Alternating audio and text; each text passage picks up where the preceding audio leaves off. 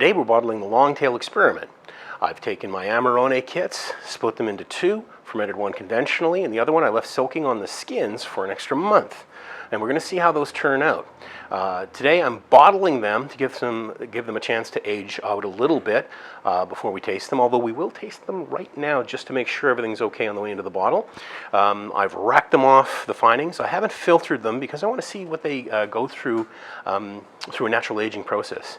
Now, I'm in a space in an on-premise winemaking operation.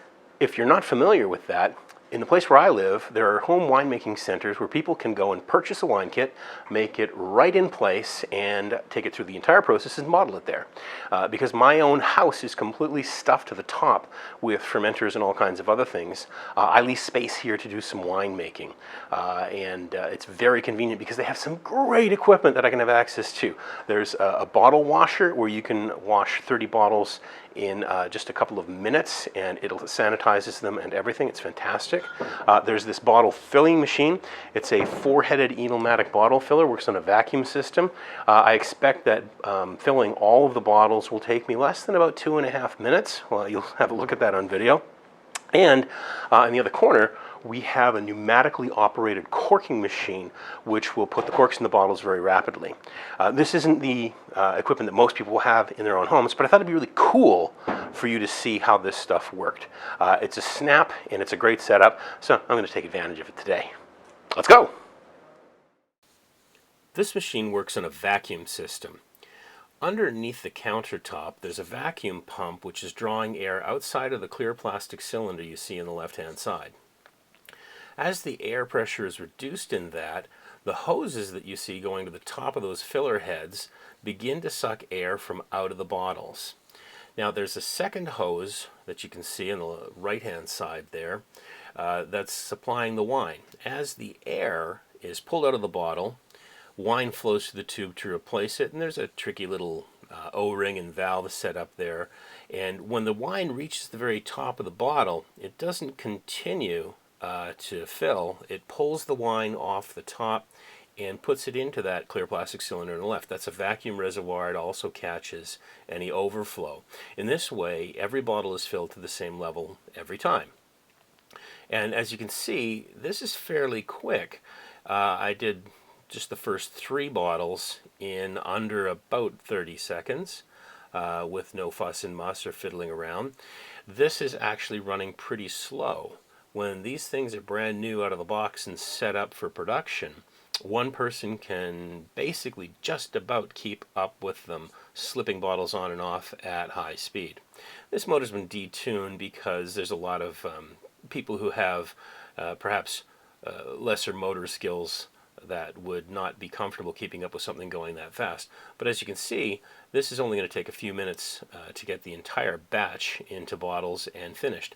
And the big advantage isn't as much the speed as it is there's no fiddling around getting that level exactly right in every bottle. If you've filled with a plain old hose, you know that that's messy and fiddly. And even if you're using one of the wonderful bottling ones with a one-way shutoff valve, you'll see that and that's just my co-star there, you'll see that it takes a little bit of fiddling to get every bottle up to the right level, and they never quite match up, and you've got to dribble a little more in or pour some out. And the great advantage of this is every bottle's filled to exactly the same level every time with no overfill or underfill. So it's a pretty cool piece of technology. Here we are getting down to the very end. You can expect to get between 28 and 28.5 bottles out of a standard batch of wine. Now, the standard batch is 6 US gallons or 23 liters, but there is a slight loss. So if you do the math, you're not going to get 30 full bottles. However, the instructions do tell you to clean 30 bottles and have them on hand in most cases. And that's because there are some older carboys, products of a technology 100 years ago, that were based on water bottles for water coolers. And those carboys often had quite a lot of variation in their interior volume. Better manufacturing standards and much better carboys today have that tightened up to the actual 6 US gallon volume, which is 22.7 liters. Now that could theoretically produce 30 bottles, but there's some losses, and unless you're topping up to the tippy top every time and your hoses don't magically retain any of the wine inside, you can count on 28.5 bottles approximately, which is nice because you've got 2 cases, 4 bottles, and a glass to enjoy while you're bottling. And that's it. Now we're ready to start corking.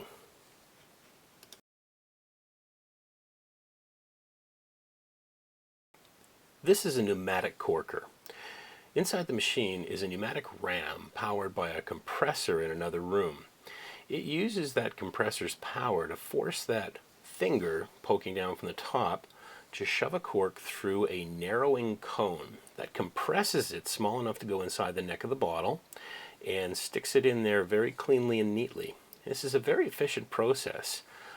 It's a little tiny bit noisy with the compressor running, which is why I'm doing a voiceover now, but you can see here, bottle goes in, the base plate locks, cork goes in the top, ram sticks it down through the narrowing cone, pops it into the top of the bottle, and neat as a pin, it goes into the same level every time. If you've ever used a standard corker, which we call the Italian one-armed rolling machine, you know that it's a great machine, but this is something else. It's Judgment Day. Both wines have sat for about a week after bottling in order to calm down and get over bottling shock. They've been stored in the same area of the cellar. They are the same temperature. It's the same place. I've got 2 identical tasting glasses, and now we're going to find out. Just to recap, the purpose of this experiment is to see if an extended maceration on grape skins in a wine kit has the same effect that it does in grape winemaking. We would expect to see tannins polymerize over time, recombine in different ways, and a bunch of small, subtle microbiological and biochemical effects on the wine as it ages in contact with a lot of polyphenolic material. In short, we'd expect the wine to evolve very differently with the extended grape skin contact. So one of these wines, which I'm tasting blind, by the way, I don't know which one is which, but one of them was made very conventionally, racked off after a couple of weeks in the grape skins, and then put through its natural process in the instruction set. The other one sat on the grape skins for nearly 2 months, along with the oak. Now, you would think, conventionally, just from a pure chemical standpoint, sitting that long on the grape skins would extract a lot of bitter tannins. It could be, the wine would be very unpleasant.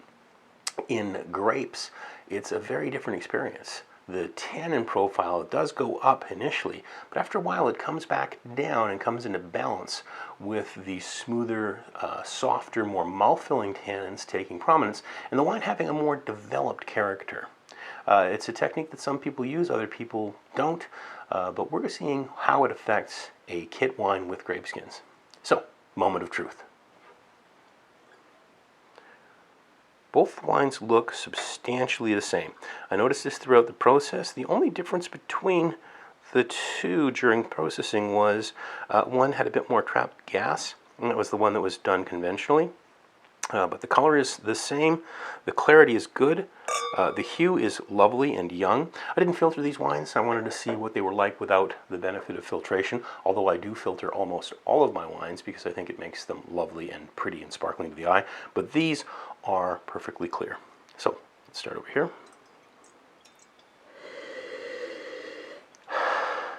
Big fruit, really big, rich, very ripe dark fruit. There's some blackberry, there's some dark cherry, there's a hint of raisins. There's also a floral note that's very pleasant, but underneath it's got a real vibrancy and depth. There's almost like a cooked strawberry as well, something that I often get off of Amarone style wines. Not like a fresh strawberry, not that brightness, but like a jam that's been cooked down really hard. I would say it's a candy-like flavor, but most people would regard that as being a negative. Oh, candy in the wine, that tastes terrible. No, it's a lovely little note underneath everything. Let's try the other one. Wow, substantially different. It has masses of dark fruit as well, but it's much more austere. The aromas seem to be well, I don't want to overstep or overguess myself. The aromas seem more mature, more fully developed. I'm getting more bouquet than aroma.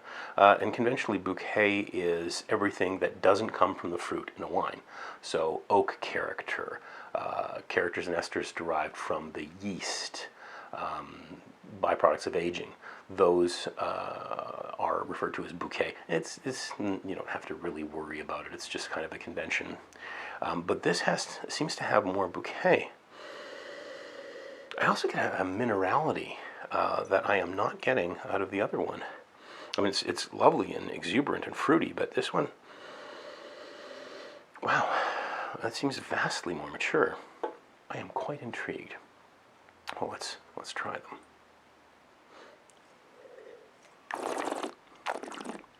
them. Really big, rich fruit. Holy smokes. There's a lot of alcohol in this wine. Amarone is traditionally a very high alcohol wine, and this one is no exception. It's not hot enough to warm on the way down, but it's got a headiness that you can detect right away. And there's also a sweetness, but it's not a sugar sweetness. And it's entirely appropriate to this wine. The sweetness is coming from the alcohol. It's a sweetness that's on the sides and the back of the tongue. If you ever just taste a solution of sugar water or water and alcohol, the sugar water solution will taste sweet right on the tip of the tongue. The alcohol and water solution, as long as it's below about 18%, won't taste as sweet on the tip of the tongue. It'll taste sweeter on the back and sides. Now that aside, that is a rich, mellow wine. The oak is present as a toastiness, but not as an astringency, and a little hint of smokiness. It's very pleasant. I'm surprised this does not taste like a wine that's only been in the bottle for a week. Let's try the other one.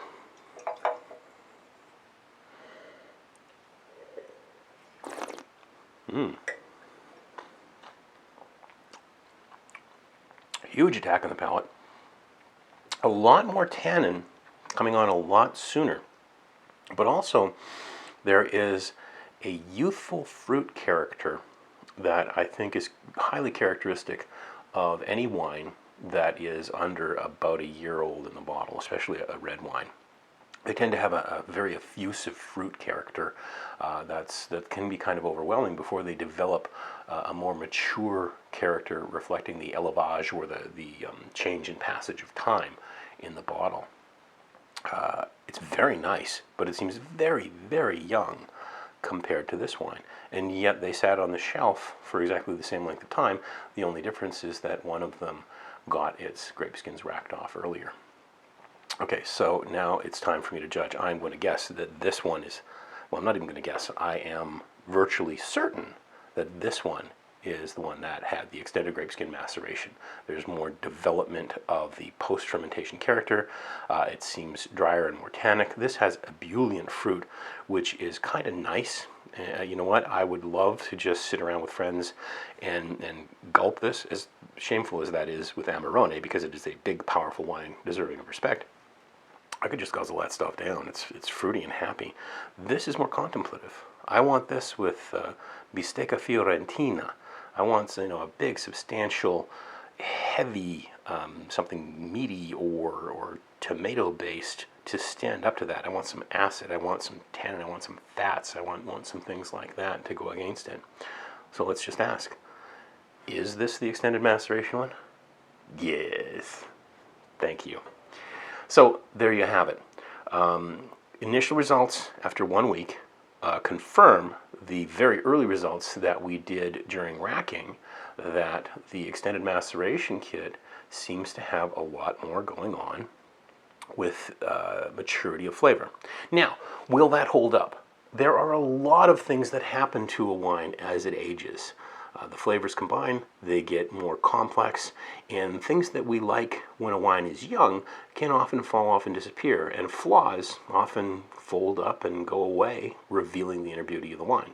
So we'll come back and revisit this wine in 3 months and find out just how it is, and I think we're going to wind up doing a food pairing with it just to see how it sets off the flavors and aromas of something really big and rich.